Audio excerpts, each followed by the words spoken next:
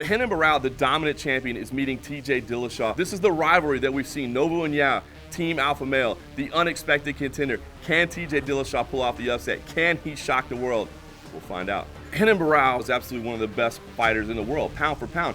32 fights in a row. I mean, let that sink in for a little bit. He's gone nearly a decade without losing a fight. There's people in the UFC Hall of Fame that don't even have 32 fights, much less 32 wins. If you leave Dominic Cruz aside, Renan Barao has been like a wrecking ball in the division. Dana has said, very recently, Renan Barao probably is the best pound-for-pound fighter in the world right now, and that's just huge.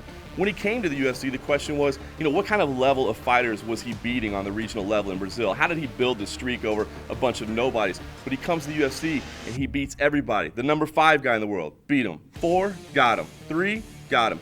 Number 2 guy in the world, beat him twice. This is absolutely one of the most dominant fighters in the UFC today. The TJ Dillashaw of now, with 15 months that he'd had with Duane Ludwig, is a completely different fighter. The thing about Team Alpha Male is they continue to earn championship status. Now, they've come up a little bit short, and that's why this is such a big fight for TJ Dillashaw and a big fight for the entire Team Alpha Male camp. Could he be the guy to finally bring a title to that camp? It's possible that he could be. What I love about him now is that he's got this brilliant wrestling, but he's so technical now in his striking, and his footwork has improved dramatically.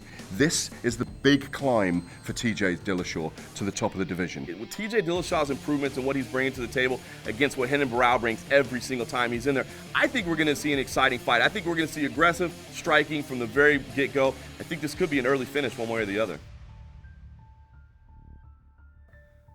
Bottom line, Daniel Cormier needs to beat a big name to get a title shot. Patrick Cummins, no offense, that's not going to get you there.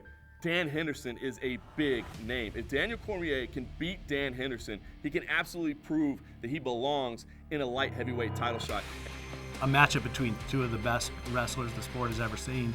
Daniel Cormier, DC, there's something special about him. This guy is an uber elite athlete. There's no question about that. I think everybody kind of wonders, is he the real deal? Then when you start beating up guys like Bigfoot Silva, Josh Barnett, you kind of start to get people's attention.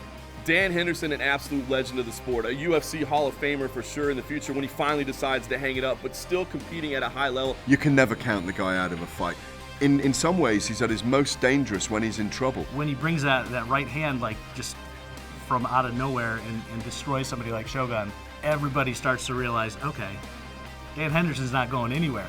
He's still a legitimate threat every time he goes out there. If Daniel Cormier gets a win over a guy like that on his resume so quickly into the new division is just absolutely huge.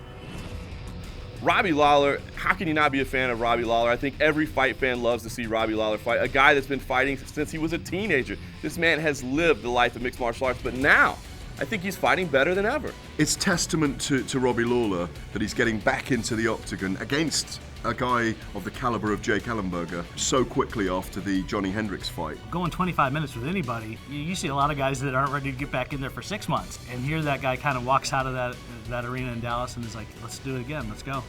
Jake Ellenberger, when he comes out there, he's coming to throw bombs, just like Robbie Lawler. That's what makes this so fun. You know that both guys are going to come out. They're going to stand in the pocket. They're going to trade. They might be punching and smiling at each other while they're hitting each other in the face. I think this is going to be fantastic. This is one of those 26 fights at the moment you can make in the welterweight division that have you literally running for the TV screen or running to buy your ticket. If Jake's smart, I think he tries to take him down. I mean, that's been Robbie's Achilles heel in the past. I think if Jake's able to take him down, work some ground and pound, that could be the way he wins this fight. If he stands up with him for 3 rounds, you never know what's going to happen with Robbie Lawler.